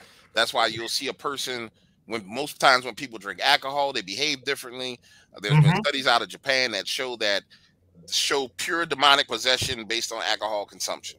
Control Yeah. group that drunk alcohol and they were possessed and it was documented versus Mm-hmm. control groups that didn't drink alcohol. Okay, so let's establish those things. Um, Now we established that the only way spirits operate on this realm is within the body. The issue turns into now how do spirits come and how do they gather and how do they operate? Most spirits gather at altars. Most altars are in places of power, which are ley lines, right? Mm-hmm. Um, and so now we chunk back out to, are dog men actually guardians of these altar locations, which some of them may be. Altar locations are where sacrifices are made, where Yeah. contributions are made, all these things are different made by Mm-hmm. humans to a spirit, to appease a spirit, to allow Mm-hmm. that spirit to either come in there or in with them and function inside of them or partner with them to effect this natural realm that we live in. So the real Yeah. question is not are they guardians of portals, but are they, it really boils down to are they themselves open to being possessed by spirits and partnering with spirits. And I say that in the case of Bigfoot, that's definitely been the case where there's been Bigfoots who've been habitually living on properties for 20, 30 years that behaved Mm-hmm. completely docile, completely normal. And then there were people who went out there and did rituals on a property and those Bigfoots went buck banana crazy against the same families that they've been leaving gifts for Mm-hmm. years and exchanging like apples and Yeah, oranges. yeah. All right, so the question in my mind, it really boils down to, what role the influence of spirits has on cryptids. Excuse me about the belch. What role the influence of spirits have on cryptids? Because even if you look at many of the Instagram clips that I posted in the past, where it was like, there's one where there's a little black kid and he's pointing to a dog man. You clearly see the dog man there. When you look Mm-hmm. next to the dog man, you see all kind of spiritual activity right next to it. I mean, like, it's ridiculous the stuff you see there. So I don't necessarily know that they're guarding anything. They may be in partnership with spirits um, to do certain things, or they may be under the control of spirits to do certain things. And we start talking about guarding portals. I mean, bro, legit, we know that humans have had the ability to open portals since Nikola Tesla. Yeah. So there's a guy on YouTube that went missing that opened portals in his hotel room. There's talks that Elon Musk opened a portal in his house when he was a kid. His babysitter talked about him opening a freaking portal and flipping out. So it's not necessarily that they're guardians of portals. I don't know if that's the case. I just think that they may be either guardians of altars or partners at altars where people perform rituals. I know how they're summoned and pop up out of fires and run off and do whatever they're going to do. I know that to be true. So Mm-hmm. it's just a matter of what role they're playing. I don't necessarily know that they guard the portals. I mean, because there's portals open up anywhere. Like, you can have a portal in your closet in your house. You ever been in your house and you got that feeling like something's in the closet or something's under the bed or something's, that's because there was a portal opened up and something spiritual came through that portal. And if you close that portal, then it don't come through that portal, right? So it don't have to be a dog, man. It could be any spirit. Mm-hmm. So I don't know about the portal guarding theory. I just think, in my mind, if it's a being that's been here for a long time and it's the the the spawn of Nephilim or Raphaelim and it's soulless, it's just an empty vessel and it's running around. An empty vessel can be possessed. If it's not made of God, then guess what? It's an empty vessel that can be possessed. Oh, So that's it. and that kind of could go in line with somebody who had the theory of, hey, I believe everything was genetically altered by aliens. Okay, it was made by aliens and they got no soul and they got no spirit. So it's just an empty vessel running around that can be possessed. No different than the theories of the reason why they want to make clones. Well, not the theory. The reason why in China they make cloned human beings in certain circles is so those those clones can take upon spirits. And that's well documented. I've never heard of that one, to be honest. Yeah. Uh-huh. Oh, that's very interesting. Talking about that. Mm-hmm. Yeah. So it's, I've been digging into this. Like I said, I've been digging hard into this, trying to figure it out. I think I have a lot of it figured out. I don't really even. Sorry, my nose is getting stuffed up because of my sinuses. But I don't even. I'm at a point when it pertains to it, like I'm lost interest in it a little bit because I feel like the topic of Dogman has to move forward some. I mean, our topic is kind of trapped on encounters, like who has the scariest encounter, Well, and it incentivizes people making up encounters because they yes. know if they make up a really good encounter, bro, I'll get popular if I say I shot one and I ran 10 miles and it chased me and Mm-hmm. that's I'm, the way I'm to get glad popular. you brought that part up about people faking evidence just to try and keep it going. It's why when you're looking into it, I was talking to Jenny Randalls, who's a top UFO researcher over here, Mm-hmm. and Richard Freeman. I don't know if you've heard of him. Yeah, I've talked to Richard before. Richard. Yeah, he's a critical guy, and it's like he said as well. 99% of the encounters you're going to find are bullshit. Yep. And the both said exactly the same thing. 99% of what you're going to find out there is bullshit. And it's only the 1% of encounters that are actually legit. So you've got to figure out a way, filtering through the BS to get to what you're truly trying to look for. That's pretty easy though, but Mm. I wouldn't say 99%. I mean, I would definitely say 70% are going to be Yeah. complete and utter BS. The other percentages are going to be a mixture of other stuff that people have said, where Mm-hmm. they injected their own kind of stories, and then other stuff is going to be a real story that a person's omitting things from. And Yeah. it's those real stories where you're really looking for the real stories with the omissions that you have to force them to fill in the blanks. And that's how you find the true stories. Somebody will tell me a story and they just feel like, oh, I saw this on this day and this time, and they're really excited. I'm like, Mm-hmm. ain't nobody excited to talk about being chased by no werewolf. You know what I'm No, saying? I know Or exactly what you're saying. and so I'd be like, nah, I'll pass on that story. I get it all the time. Now the Yeah. person who has the real story, they're like, I'm thinking about talking to you about what happened. All right, cool. Holla at me when you're ready. Mm-hmm. I've been thinking more about talking about what happened. Well, okay, cool. I'm waiting on you when you want to talk. Let's talk Yeah. Wednesday. I call them Wednesday, Mm-hmm. and they'll be like, I'm not sure. Okay, Mm-hmm. whenever you're ready, I got other stuff to do. Bye. Yeah. Yeah. Eventually, that person says, all right, I'm gonna tell you, but I don't want you to tell anybody. When that happens, I'm like, okay, I'm in the money. I'm Yeah. already in the money because you ain't around here trying to be popular. Mm-hmm. You trying to talk. And then from Yeah. there, I go into how much of this stuff are they going to say that they've heard me say or they heard other people say. Mm-hmm. And there's sightings, there's encounters, there's habitual encounters where it's on a property, and Yeah. then there's like as far as contact encounters are concerned, there's encounters where the person had a smell or a sensory contact, like they heard, they smelled, they saw. Yeah. And then there's like actual physical encounters where no, it ran up and hit my truck or ran up and hit me or did this. Mm-hmm. And then once you know the classifications of how people encounter these things and the human psychological reactions to those types of encounters, oh, bro, you know if they're telling the truth or not immediately. Yeah. It's easy as 1, 2, 3, but you got to know that, and that's real easy to understand. It. The more and more you talk to real eyewitnesses, you Mm-hmm. realize, yo, you get touched by a dog, man, bro, you're not normal anymore. Yeah. You know what I'm saying? One Mm-hmm. breathes on you, you're not normal anymore. It's close enough to breathe on you, you're just not normal. The Exactly. PTSD, the night terrors, they just the human beings they're broken.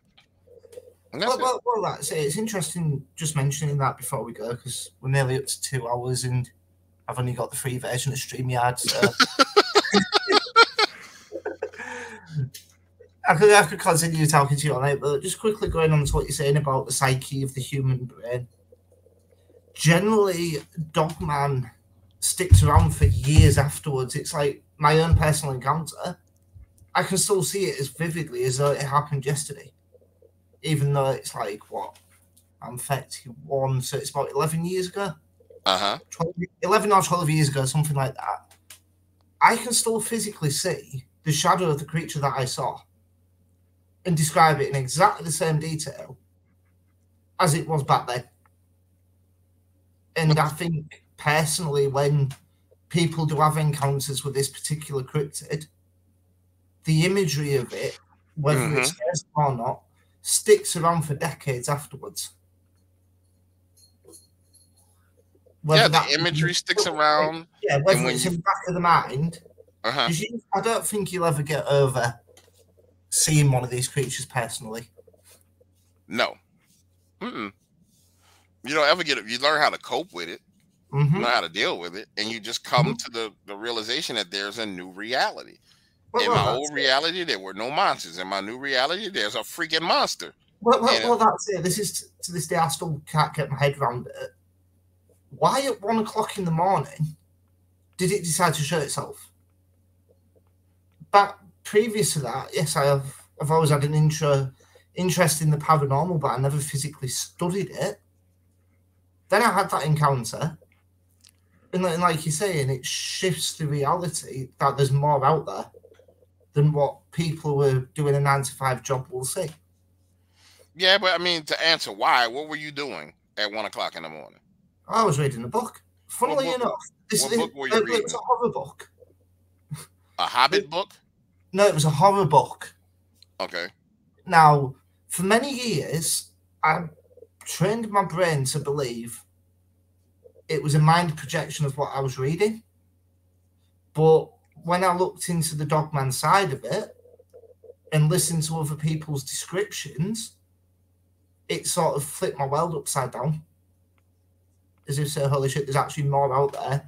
And what I saw was quite possibly, I'm not saying it definitely was a dogman, but from what I've read, from what I've seen out in the field, from the reports I've heard, this creature lines up with a lot of what other people are seeing. And especially when you look at what's known within the whole area, is it possible that the creature that was on Barnston Drain doesn't just live on Barnston Drain, but it goes to the old quarry as well? Well, And I mean, like it's you were more saying to it than that. Let earlier, me ask you another question. All right, wait. well, So let me ask you this. So prior to having this encounter, were you into the topic of dogman at all? Were you doing no, any research? no. So your encounter led you into, huh? I'd never even heard of a dogman.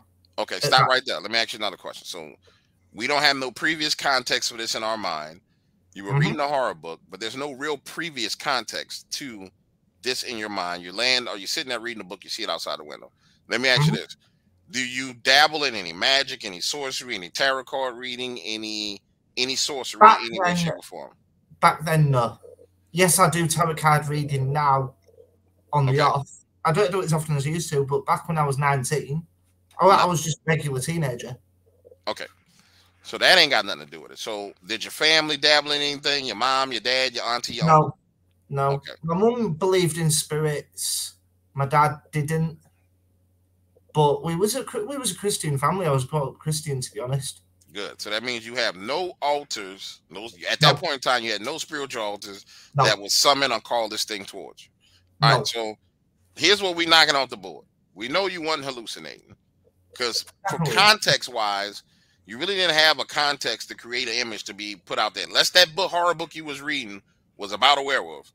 You didn't. No, it wasn't. Okay. So mental context does not equal the fact that you saw that outside the window. Spiritual context does not equal that it even had rights to be outside of your window at 19 years old because your parents were Christians and that it don't have the authority or the right to be around that house. No dabbling in magic on you personally. Only thing I can say is you saw something, and now from there I would go and say, okay, how far is it from my house to this quarry? And had anybody else seen anything within a 3-mile radius similar to this over the past 3 years?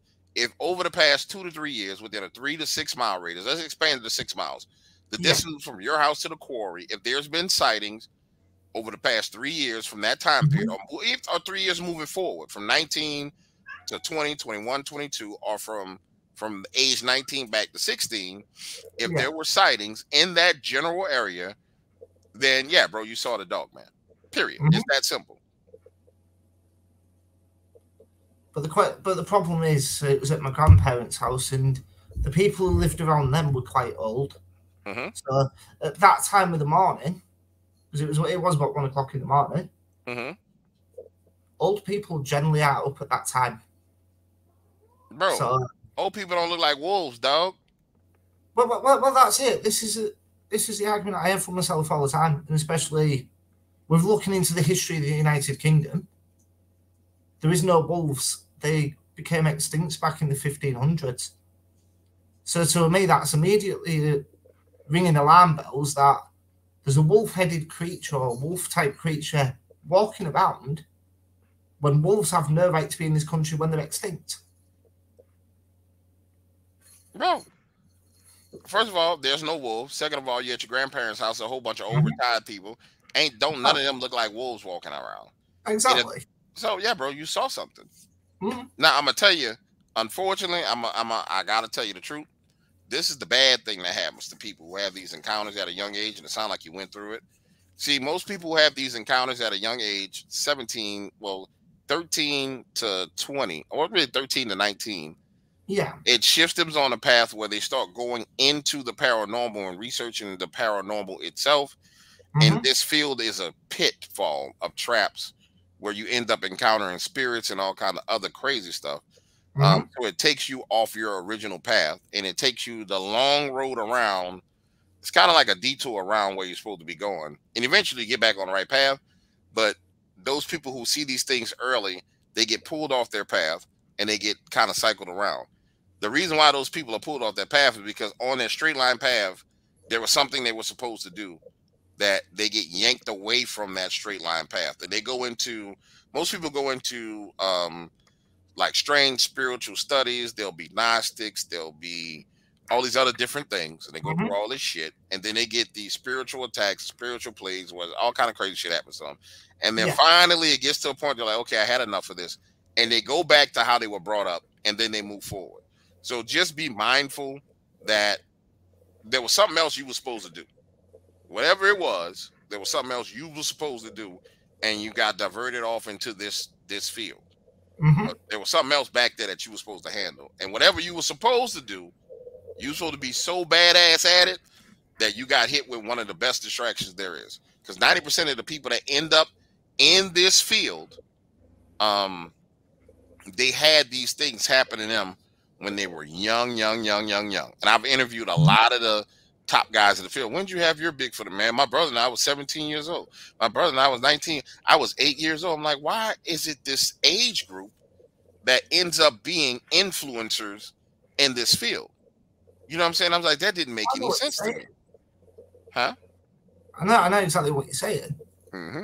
So I know we got to go because you're going to run out of time, but I wanted to tell you You that. do. And I want to tell you, God bless you, man. And if you ever want Definitely. me back on, homie, just hit me up. I'll come back and hang out with you. I love talking. Definitely will. And yeah, brilliant. Thank you very much for your time. All right, buddy. Catch up with you later. Catch you later. All Bye. right. Peace out. Peace out.